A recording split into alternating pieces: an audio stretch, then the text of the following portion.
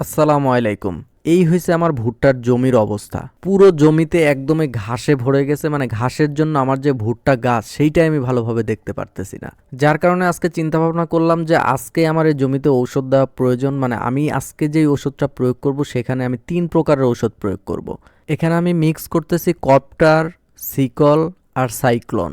এই ৩ প্রকারের ওষুধটা আমি আমার এই জমিতে এবার প্রয়োগ করব এই ঘাসগুলো নিধন করার জন্য। আমার ভুট্টার জমিতে এত ঘাস হওয়ার পিছনেও কিন্তু কারণ আছে, এই কারণটা আমি আপনাদেরকে পরে জানাচ্ছি। তবে আমি এখন আপনাদেরকে এই ওষুধটা মিক্স কিভাবে করতে হয় সেই বিষয়টা নিয়ে আমি আলোচনা করব।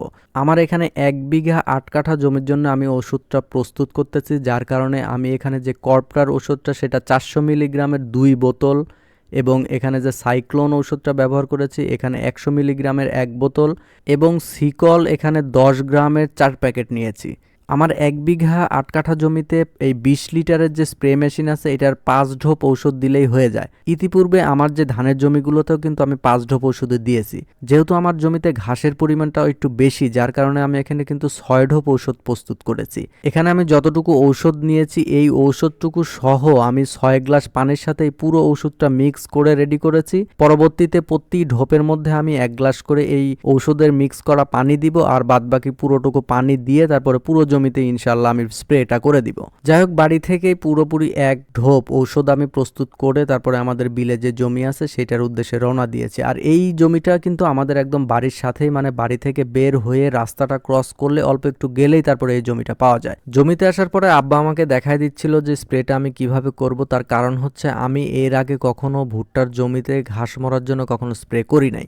প্রযুক্তিগত উন্নতির কারণে আমাদের কৃষকের কিন্তু অনেক কাজ এখন কমে গেছে, বলতে আমরা যে কাজগুলো অনেক দিন যাবত করতাম সেটা কিন্তু অল্প সংক্ষেপে অল্প সময়ের মধ্যে আমরা সেই কাজটা করতে পারি।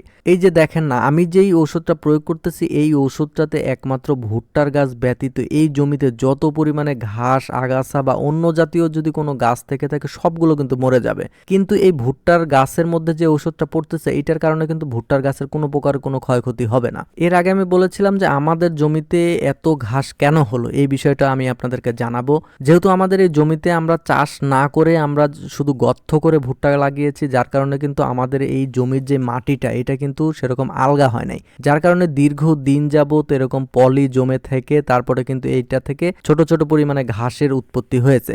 এখন আমাদের এলাকাতে কিন্তু ২ রকম ভাবে ভুট্টা চাষ করা হয়। একটা হলো জমি চাষ করে ভুট্টা লাগানো হয় এবং আরেকটা পদ্ধতি হলো চাষ না করে ভুট্টা লাগানো হয়। আমাদের জমিতে এত ঘাস হওয়ার মূল কারণ হচ্ছে আমরা এই জমিতে চাষ না করে ভুট্টা লাগিয়েছি, যার কারণে এইটার মধ্যে প্রচুর পরিমাণে ঘাসের আক্রমণ হয়েছে বা ঘাসের জন্ম হয়েছে। পরবর্তীতে আমি ভুট্টা চাষ পদ্ধতি নিয়ে আরও ভিডিও তৈরি করব। আর আজকের ভিডিওটি এই পর্যন্তই। যারা এতক্ষণ ধৈর্য ধরে আমার ভিডিওটি দেখছেন তাদেরকে অসংখ্য ধন্যবাদ। দেখা হবে আবার নতুন কোনো ভিডিওতে। ততক্ষণ সবাই ভালো থাকবেন, সুস্থ থাকবেন। আল্লাহ হাফেজ। আসসালামু আলাইকুম।